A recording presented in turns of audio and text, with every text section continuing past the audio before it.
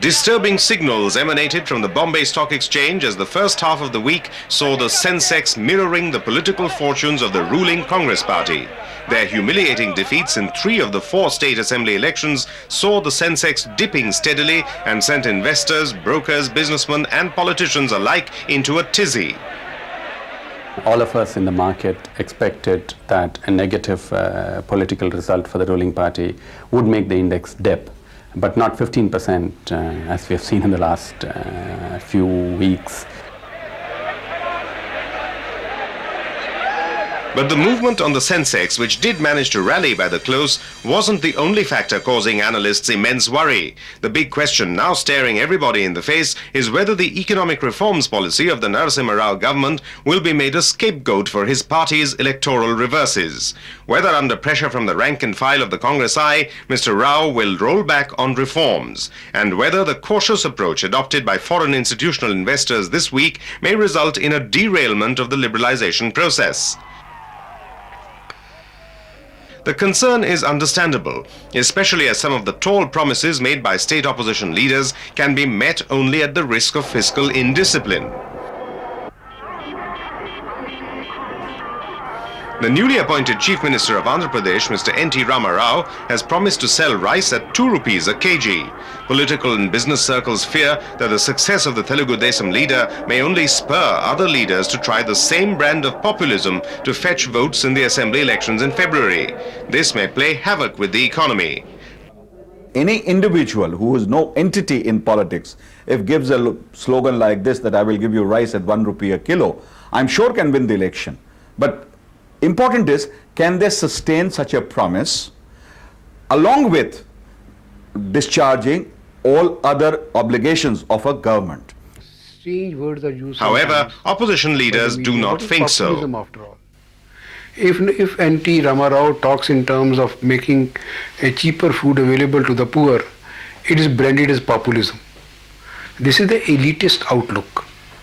Basically, he has understood that the poor sections of societies are suffering, and therefore something has to be done them.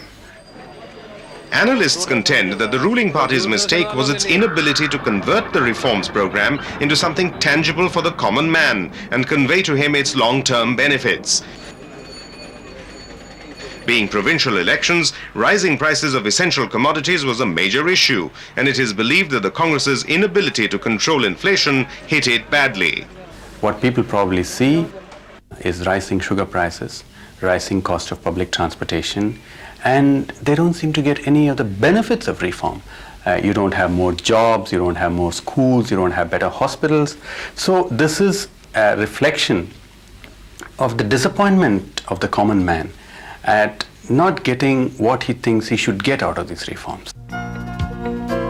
Political analysts, however, believe that the reforms are at such an advanced stage that they cannot be rolled back.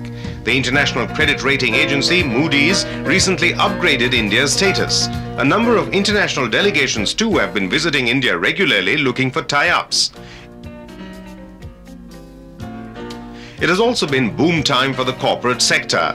According to a recent analysis of results of 800 companies, gross profits have grown by over 50% in the first 6 months of financial year 1994-95 compared to the same period last year, while net profits have more than doubled.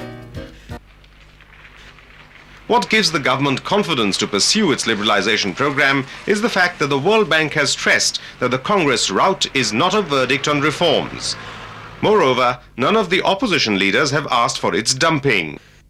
The entire country, the intelligentsia of the entire country, the political leadership which also understands the economics is very clear that we don't have any other alternative.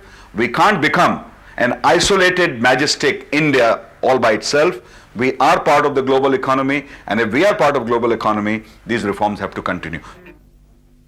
Many states like Maharashtra, Tamil Nadu, Rajasthan, Gujarat and even West Bengal have been inviting non-resident Indians and multinationals, another clear indication that the liberalization process has cut across political barriers.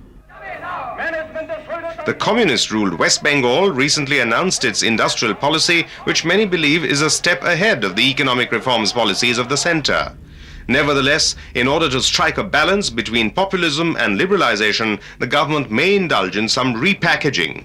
Addressing the general body of the Congress Parliamentary Party on Thursday, Mr. Narasimha Rao announced that the reforms would be tailored to wear a pro-poor and voter-friendly look.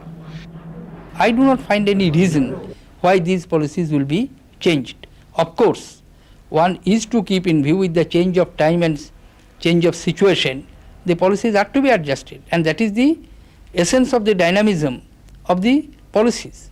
It cannot remain stagnant always.